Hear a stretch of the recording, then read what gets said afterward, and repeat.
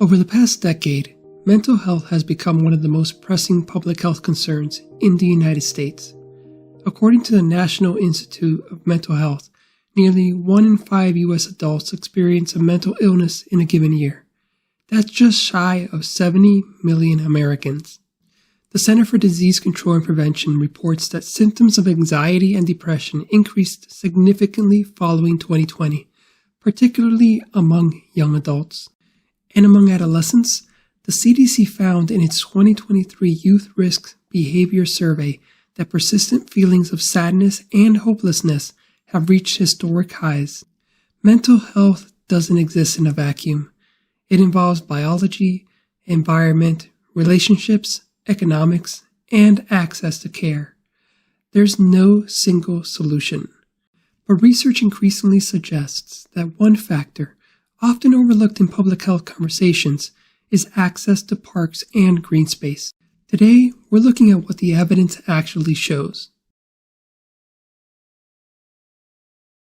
One of the more frequently cited theories in this area is attention restoration theory, developed by Rachel Kaplan and Stephen Kaplan at the University of Michigan.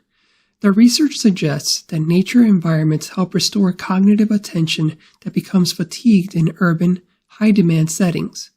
In simpler terms, think of it like a cognitive recharge. Our brains weren't designed to process the constant directed attention required by city traffic and smartphone pings. Nature allows our focus to shift to soft fascinations, like watching clouds or leaves move, which lets the prefrontal cortex rest. Natural settings may help the brain recover from constant stimulation. A 2019 study published in Scientific Reports by White and his co-authors found that people who spend at least 2 hours per week in nature, the length of a standard movie, were significantly more likely to report good health and higher psychological well-being compared to those with no nature exposure.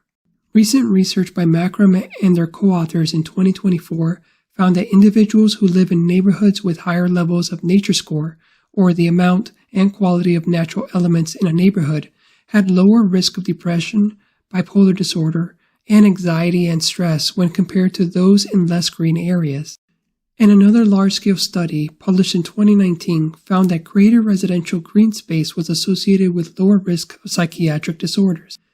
These studies don't claim parks eliminate mental illness, but they consistently show associations between green space exposure and improved mental health outcomes. Stress is one of the most measurable components of mental health. Research by Ulrich in the 1980s demonstrated that even viewing natural scenes can reduce psychological stress markers.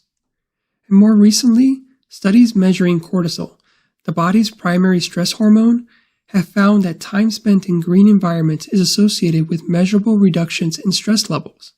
A 2019 study in Frontiers in Psychology found that as little as 20 to 30 minutes in a natural setting can significantly reduce cortisol levels. Again, this is not therapy, but it is a measurable psychological response. Mental health is also influenced by movement and social interaction. Parks create accessible environments for both. The Trust for Public Land has reported that proximity to parks is associated with higher levels of physical activity, especially when they have active amenities and staff programming, such as walking loops or fitness classes. And decades of public health research show that regular physical activity is linked to reduced symptoms of anxiety and depression. But parks don't just encourage movement. They function as shared spaces. As discussed in my last episode, parks often serve as informal third places, spaces where people encounter others outside of home and work. Social connection is consistently identified as a protective factor in mental health research, so parks may contribute through multiple pathways, such as cognitive restoration, stress reduction, physical activity, and social interaction. It's important to be precise here. The evidence does not suggest that parks replace clinical care. They do not eliminate structural stressors, and they do not solve economic instability or trauma. Furthermore, the benefits we've discussed aren't automatic. They depend on the condition of the space. Simply having green space on a map does not guarantee psychological benefit. A park that is neglected or feels unsafe can actually increase stress. The mental health benefit isn't just about greenery on a satellite map. It's about quality, safety, and whether a community feels welcome there. Intentional design, safety, maintenance, and accessibility all influence whether parks can function as supportive environments. This is where the support system behind the park becomes critical. While the research I've mentioned thus far has centered primarily on parks and green space, recreation systems often play an important role.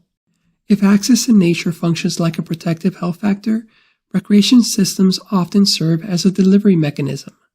Without intentional programmed activities, educational interpretation programs, safety measures, or well-maintained trails, that nature pill too often stays in the bottle. The environment matters, but so does how it's supported. Mental health is a national challenge with no single solution, but the evidence increasingly suggests that parks are not just amenities, they are part of the public health landscape.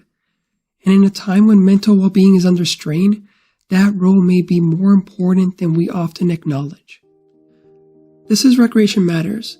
If you found this content useful, please like the video to help us reach more people, and subscribe as we continue exploring how recreation works, where it's overlooked, and why it matters.